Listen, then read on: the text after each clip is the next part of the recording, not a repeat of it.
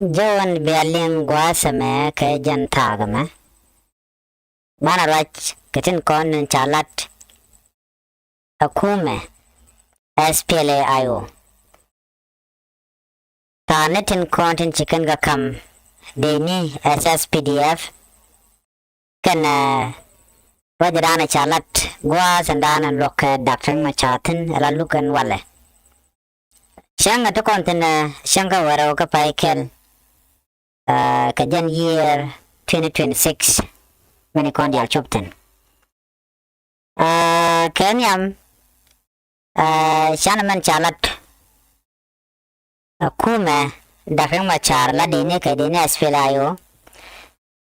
Mentican Lad Banajaling Guadame. Dene Sfilayo chicken order chicken a tup. Order and chicken a tup. Order ko the evacuation de jalat Ravike Jonglei state chicken warning chicken tup ka warning a monica can civilian can concatenating con till a humanitarian organization Ravike Jonglei state Chigaraja George kume millet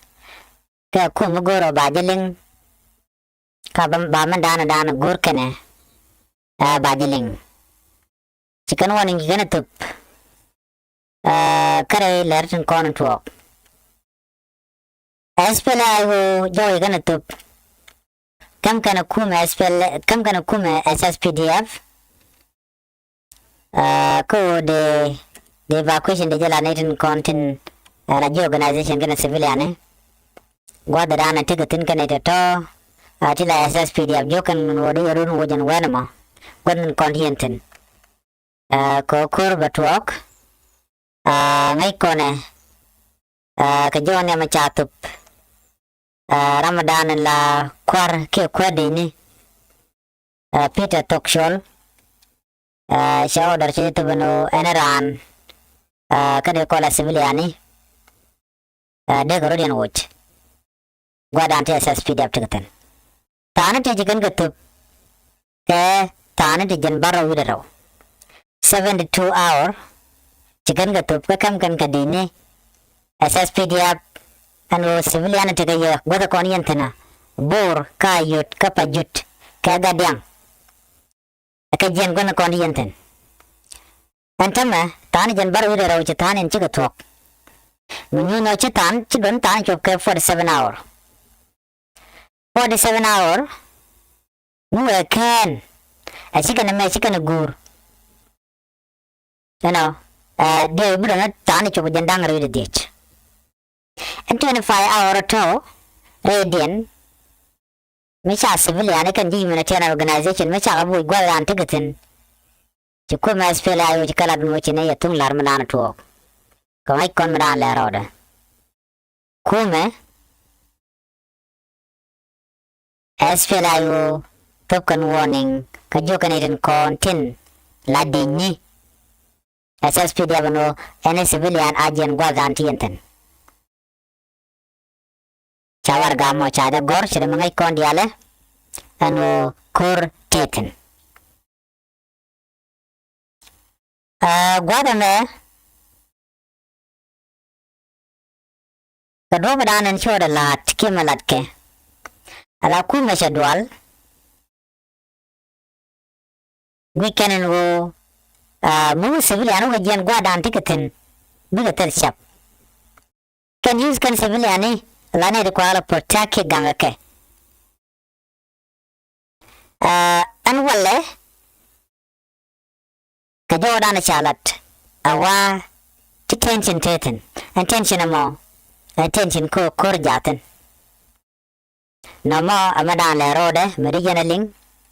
Dora more, Chaka come 72 hour, to 47 hour, chicken wintama, children 25 hour, Kajorana Chalat, one naka winyam, more can a chickenaling, so no more Valarian medit. Sudan People Liberation Movement in a position as Pelemayo, order Jiganatup, 72 hour at all, under by evacuation by Jalat, civilian Kadiman organization. Tented door corner to Jonglei state we can chicken jeno wenamo awari ga mo baladun den order me chaytup Ramadan ala spokesperson ko kuma spele mayo me chatup ke Monday ano jokane dialo ne joka national committee kiana ramte gwalmo ano ane diala ka kururian wo pal mai dang chaladno civilian ka wo kururian kan workers everybody meten wenamo ka wo kururian ka military installation to avoid potential clash jan jodana chata beken no ene ramte bor te ga gadiang te ka yut te ga poktap no mo chalat ke ano janare wujan wenamo ne mo te sha jen teram bale bel erun ka jodana chalat ke ja ko bana wonyam channel lame kwaje support kwaje subscribe mi jeram jedit channel yam gaji gora subscribe wana kaman chalat ka kwi Dr. Machar first by president ka look dana chaluk te ga jam chalat gwasane neten kontila lanin kaisne waken cha gurno ba ka tur re lokan che tukan wale gwada dana waken indian ka Dr. Machar kan latin ten kwala chola no witness ni court order closed door trial in Machar case to protect witnesses na me chalat kanen kontin wunen ka jo kan lat ka Dr. Machar waken panken akana ba ka gang cha guro ba tun ken ba ka ngach cha guro ba mandanan tate ke ture dien ano ka ngani man se ban ken chikan guro ba ka ngach chikan jo me chikan lat go ba ka dil gang ne retone ka jo chikan lat gwazame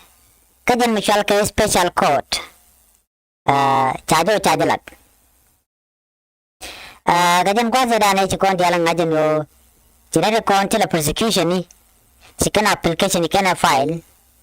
ke kan lat gwaskel kachang wel ka pai welkel ron kindang o jandang ro de dich and kana gor kan protection kana den kon tela witness nere kon anin kan Indian ka kui korana chitro kan chaka kamanan bukan Dr. Machar bukan chaka kaja chikan tejan wo gor gawane yati de ka gang kan lu kan dong baro dian ngan chaluk kan wale re wachang wane me kaden jelat shanga waro ka paikel chi prosecution kana defense team chikana confirm and wo sika chop wakel kasha lugo mo chaje to chineren kola defense team chira ne Dr. Machar chikana confirm ano ne content cha gwan ano chigaban anram kel karwade mam bakalian ajan chipagoni ke jan kan bano ramamo take a joy no point chapel ka application me chalat prosecution chicken court chicken inform no ne kan Ramadan lamin kacha kan chagade chaje pem garna mo chaje pem ka chaje yat ka kumaro fuje kam ka Kenya ajara Ramadan melanin kacha ka Dr. Machar chen na nyoko gonyen wone jene gade chaje yat ka kuma Kenya ku chugwan chala Ramadan lanin kacha ka Dr. Machar ajan jodan chala ramone ajana gada chaje yat ka kuma nama ma kan ga jene diar bat kwala wali nga wale eno mi chetuok eno ramala nen kasha ma ku Dr. Machar e chaga da chaje yat ka kuma kem gwasa me ka jan man chetup kenenda ka mi chna mo eno chaga da chaje pem ke chaga da chaje yat ka kuma kem kana kon nga jagwa na me jan shanga namro banga jeno tiga gadut ka menen ka nen kasha ka Dr. Machar mi chaga da chaje ka kuma kem ka Kenya na mo dio je bane more information bana ka jeka gwasan be gwasan me bani shikan nyoko gonyin wone ne tin kontila ni na ke witness chikan nyoko la do kan cha ka expose ke cha la rar ka social media cha shoot ken cha gor kan dial kan ir ko la nin ka cha chikan nyoko la dan gwada mane no cha shoot ken cha lat ko online anga ke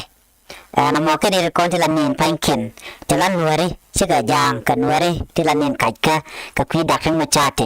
ne de ti la ken o ken cha chu ken cha ko social media angai ke ngai ka panken tama ke ku me baka gang ko cha bangach ka ti kan wala dan gwada me ka court ke special code hearing ano kan cha pan ken cha ngach can witness teteni kan cha ka expose already jani cha ngach ana me wa she kids den cha ja don ba bo mat kana wa she kan tedi kan ga submit kan ga kam court kan electronic recording kana phone conversation ti chalat ka tung nat ke tung nuare ke no language ti chikan kala tung gwa da mo tela evidence ka wada ina writing kana de konti la ke witness telat ke nendi nen ka ke den confessed by president Dr. Machar Durgon kan ne ga dang baro cha ga yen kel wa ba ne tin konti la nen ken wa ba ka gang ku ma kir ma yadit kenen kai ke den no mo mi choda la dan tama right kona ka jom chalat gwa sama ba the defense lawyer can defend oppose take application mi chikana to pano chikana la wona na kana kana evidence kona cha nyot kana they lack sufficient evidence alo chikato go kada na temper ka kana na me she fair ka she talk goni no ba ngai and yala kona lat krodian kana kona chala da kana record la ke witness ni kana ke juice ti chayar kone ti telat kenedian kinen ka kedian ka dua macam ke dong ne ti mo dong ciran dong dor kada Machar jika mana ngai kona te ni rumana ba ti ngai kon ka an wala chala do tinga ne ti shi ten bote go ken odong de lanin ta bande ngai ke lol gat kot ne ti awa kane tin kon tin dia ke witness bo kanin an gwa andana no ka dak Machar ten kene de tin ka ti chalat bo ano ka part of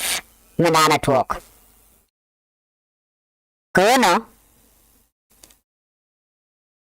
she presiding judge misalala Theodore Sidetup gwada lo kan nukten ka queen and content en wenmo ko chala do kene de tit la ke witness ni teni wacha tun ken cha bunyot cha pan ken cha bunyot awa chwane dial chako dorno bikarodian which gwan lo dan look naten chwagan dial nangrar ka chwaka man ba chwaga kan dial kene de ti wa ba gang ka public ko sa bunga jino kangane daji misalala Theodore Machar members of public and media personnel ana baga dil vacate ka courtroom immediately Theodore Machar ka chwane dial ti chwaga joirar ka chune ko de la nin kaini chwa jako bikadot ka cha gorno ba kanen ke ture ke video nai kon diale first vice president Dr. Machar Durgon tadi yen ka pay dok changadang nyandang red bakel ka pay dok ronkin dangro jandang ro de dich ka kwade charge ka te ka kwi kore dane chitwok ka nasser kana ne ga dang barotin kon te ka kel awona ka bode gane kai te ko ne cha yen gwade cha dore cha jere ka cha kwa ka dia cha nang ga nang me torbeli cha nang me kwa gan cha muchro lo eka kwi ko she Nuer ami chiganyin ke dini SSPDF ana mo cha Dr. Machar cha de bel ka kwi de ka cha Dr. Machar cha de yen ne dial te ko de cha Dr. Machar cha gwa de cha gur ka cha de no ba de digdi na ne wale ne ke nam ka duwala de cha do re ka juba ka do ba na ba Dr. Machar ba yen ka je ka yere den ko china buwe ka kuin kware ke tigal goro take national election ballot ko national election argument me malat kana ballot ka jen senka jandang ro ro ka jan pai waro ron kin dang ro jandang ro bakile me tarakelo ekat jen sa kula no ka ko mesfela yo no tele mi chalke national election ballot ko take te wanda cha yapte gorno ba ko relika mi jare le ke yo bana kula wewe ka kuja mo Wada dane shi kore tuwaktin ga ta kan waye dane shi kana tai ka je ka shi kana diale kan gari alaka je no bi garin Machar bi kana gwan ka je ke bi kana kap ka je yu kana alaka mani me shi korwe we to Major General David Majur Shwanak ka military barak kan Nasir wada je na kodatin na me cha ko ne very well ba kana konti la official tin ro ka juba ko ba ko ga no ren Machar jaram dan nak General Majur kana me Machar la ka kan me ji kan ni gwano ci General David Majur te liu to la den to te dal ngo kan ngaji no ci garin Machar ko rot ajan do ban je garin Machar ga tel do den ko ene Machar la den wara ba da kab ni ren Machar ci gon dal te ngi ci kon lat ko rodien mene we ka social media ne dial ko la ni da ko Machar kan dial la ni nan wala bol brown tin ne to ko kenetin te shaka da ko Machar chaka jare kang chora le tin ta bande ngai lol gat kot kan ne dial ko kenet to kan dial kan ne ko la ni da ko Machar kan ne kenet to la wid ne to wala ke nirien ka da ko Machar mena we go ya social media biatin kon lat kan bianen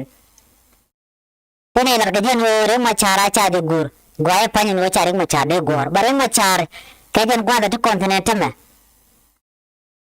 che tam de la ga jen wo cha de gor alia kon ngok yo jira mo mu ko gwar mo witina bu ko man mi kwan bi chuwe taram bi jele tet gwada tamen nakana wore tele mo gwam lo rode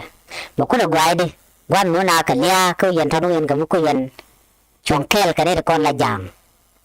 ba ko le di kana la yere bin ko na tugu yo yele lo jal ka jal bi jal ka ji mo taram bi tet wat gwad no ngone na kalia bakule gwadi ntama mishikuma spela yo chi ko kaja ntama abayo ton nere wiki juba cha guje no ebatok bor chirmala tande no ka korpa enbe paero ibnawe ne ka kobo en kordoro mo kelu baje sorondit adina sas pdf akan nore ko rajino ne dialati kan iten kon yar ko kon ne dialati kan iten kon nakan nore redan kon nore kel randan mi ci jek ke la ci jek la ko na guje no randan ba a ceng la de bet ci kon diaten na mere kel gor ko de kon guten na la cherien no bnawe ka do badien mi to randu mi ci kayrar mi adi lar no mi la jenmo jega ci kon en teme ci kon te ne te wan ti ci tiai kene de to panken wo ka ne ka gok ci kon nen man to gre loka amura dien mo ngot tele mo ngot ajan ma jabu wake be chwajan final tabi butungin ware bnayu tuk dumen bianga jene ko da me chala kon ware karodian kir shagak katungwan betaka fona ni dial shaling kuyun stead no kor jaten shanyo nenba ka jongle kor is looming Wiyan ki Equatoria biajek kan bantong man katen. Che gwa kel ba waktin karwadam. Ba wagwene diala to.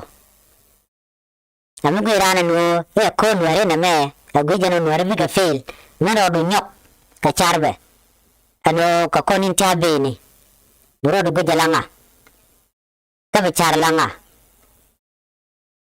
Gwas and dan and wuri ga ma we talk. Buweni. Me to get 2013 charo binyo ko no jarode me dan cha ku me spela no ke dinga kon chiga ngaje no kanene kwa target barde mi chiga ngach are na luna dan la bok ba no ba ka bok ajen siane no ka jongle cha lo jok ti do no gwatot ko ba mar ko ku me spela ay go charo dar yaleka gan wer de ala mena gadi ko toria una gad jane den chare ko me cha ngaje no ke me ya di ju na ka yo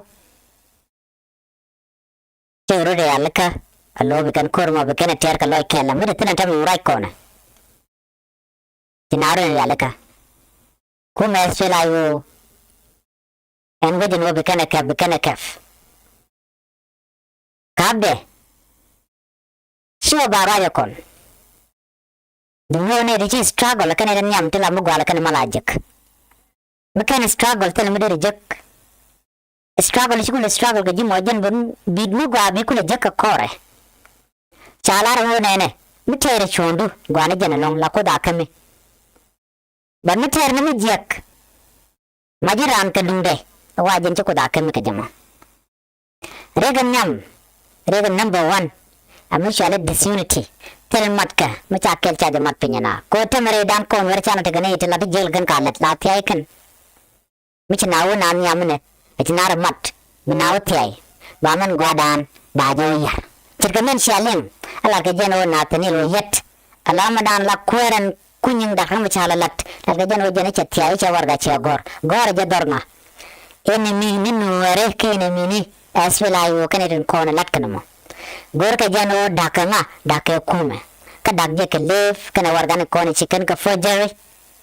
na tenelo yet chala no tela gwam chawten tane shumeka gor no motten cha gor ka kume SPLIU nike 2015 akan gurata tela mi choda wanten mitembura da wanten barawan alochi dakma Machar jabarar jaram dan lere la kwera teme eno ro ya tobe ka kalonyu gwa ko gorjano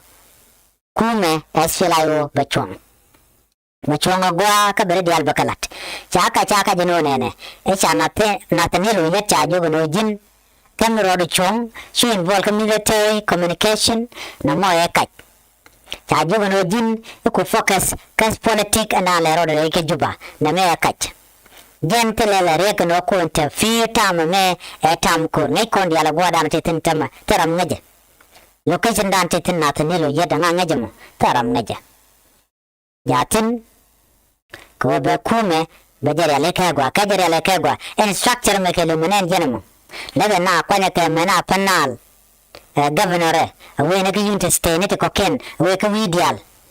o ngaje mandan en la roda ka jaram dan ku communicate kane tumwan jaram dan ku la jaw ko kume swela yo gwadan te dakra ma chatere te jen dakra ma char be barar ere te jen mone ya kane che berar chen man kai kan kajen wone na kume SPLIU mu ka wewe ku kan risk ne live dum dakra ma chana mo kach ke jen bi la ro mala be lok de je munacho malare galong o be jinu bin baga jago na karodien karun barodo bar jen makule je galong ne dia la kona shunke we ker mi hadi run ba ban pinyen dial tajuba dia je shale ngano airport te garo mi chala dia mi kanyina ngadi wale airport dung juba international airport chala no enerenyal cha goro bate gwada dan terenyal dialten renyal tiene de kono wa baga nang baga lat guardian chana kam 30 days brama renyal bade mo ka gwam nang jaten renyal ko ni chilat amu lot keno ala ker gor ya ru bu gor bar ke bate ke military helicopter te be broda bar ka ja jana ba wan dan to kontam ko kir gui jano ne dal ko ni chiro soron keke gui jano cha objecten lengana me juba si heaven juba si ronyal juba jan pinyama juba si ronyal tagelong werin juba be jambu do kan yot kan janken na me le right now dio je queen madala rode tam jankan dial met kan tam kan ni chikan korch kan gor kan ware kan bi ka wonye wure shal ka mokin me yadit den jogi ya nini ngo te kon ke different phone line te to tama no rapin ko kujuma ji ko toria kane de ti te chal ke ti e jang men dier jang je jana jang kane bunwer be kere ven be kanalat which is very impossible kon were ti kere ven ti kanalat nuer ay na jene challenge order cha to ko nina paiwe te la ram gor kano be jang be target ke bram civilian be target awamen ala operation a military operation mo kwa target ni bes ni yin SSPDF tele civilian ro de yorten ajan warning cha ko lenga palma ina jone de la mi jin civilian cha come 72 hour until 45 hour until 25 hour after 25 hour tele mi chal kede be kor burum anjin civilian ma mo kwa jo cross fire tele man ko mes chela yoten cha warning cha to boredi so jan dana to dia sha ta ngaj bokam min shora lat en bonate boro mishal karet bel grupo saki influence ibuko kor ibuko nyin kan wer wayame namene kat kan make mandan they know what is coming chicken bowe mekane dire kan gese manaken bona chaleret bel grupo medan koin kan ko be community den bekana gam as well I tell a community tell a kanetin kon tin gang na dorian as well I tikan karek ke kuma kero yadit kan werken dial kontin chunkel kaja nanaje wuje tero ai nam right corner and juba twiden te chunga borja chunga bacha wonin chatu leve ke 25 hour banat guden banajaling yene dial kon shilen no natanil yadde chatyai eka tela warga miche cha gor miche tyai ke kan roda we kan resign reng Machar betel warga miche gor natanil yadde no jin e shu communicate ke soldier kes pele I soldier tel warga miche gor tel warga miche jogo no jin e jin commander in chief wuri chala tokchul tel miche atu ne dial chitin kon like raja mo kanetet kon do jeno des fila yo der wonyam ko take enemy within to kwa kume Dr. Machar kwa jele yar. What do you think? All this man, I won't let kind of enemy. They try to filtrate and or take away rekum as fila yoko de kan yar. Ajana shana re loka medan. Chagu jeno me chalke away coach telerek. But me chai bangat a Nuer community came re mondala makelo then shana ntama to wake kelu te chunga. Medan me to nasser chuo choro de janyal. Antama jana michelo Nuer community ren jantama. Kacha take a different phone line to children jet. Chijuba chet nyal. Chinedi ala koni yete kandi al charo and what took away. Chunga kelka SPDF. Man yam dina janlong awawe dan. Michung na kelton. Mit manarodian. Kanong narodian. Katerka kurka loy kel. Awajan buko longona. Dunomo na jadaglan. Rama jelka jara. Chode chodo. Tell mo gami bananong. Katal mo gami beben. Manuku mesfila yu bepen. But I am right corner to Matjatin. But you know, native one. Who Michel Como, as Philio Kid Guang, faction, Johnny, and when she can interfere, a come at Carodian Candial, Kumas Philio Candial. Government of Jubamo, are quite a duck. A kumijid a chaka. Atanere dark na, Kadar, Kukwarka, she made a chit on the wall, a watch it on your kind and a dialgamat Carodian, Kurma Targa Loikel, Achina Chit Kataya than getting 13, which I con Dial George, Kachakon the Capin. No, Temagora Janoden are in Yok, Manyok, Agua, Chip disagreement on it to 2018, second day in Yokombeka. Disagreement on it to come with Carodian. Mechi, General Gadujal, Sikaga Canada Machar, Kachu Koro talk, no more good gentleman by the pel. Con Bantaran Jaga Juba. Bantaran again, young Chalgamo Kirmi Yadit Canon, where can and con take a kill, tell a conecokin. Joe may then do down the ling, a report down day in a ling, me Jeramo Cinema Shajak, Jim channel co support, co subscribe, Banatuko Ken Banakaling. Tem one a conga core, Swena conca to go. A la good news never go banka core. Tam me e tam kuri men away katin diala konen kanen guasime and one kon diala kon right let kon to on temere we ka South Sudan to the chu kon gaja kon wer mo kon kan wer kan chu kon gaja gwadan nin kon gaja taran to kon gaja taran one we are fighting many front kon wer jang atat kabar ka tichal gate murele ne dialti nin kon keke the only thing about ka defeat kaja a bomb like kana mat Walo dan mat kel bana ka juki dial kan editi walo kon ka meter kon chuang South Sudanese ni dial ko antama mutugo me South Sudanese kelu South Sudan as a country as a society kelu ne kon terga chuang mo kanwere mutalan were South Sudan der we tot der jek ko channel ko subscribe ka ku support bana jek ka report do dien lam da gor bi da che gane chiang ko do kon gane tong wan te cha chen ken dia cha lat ko bi ka kon nong le to go tin kona talk re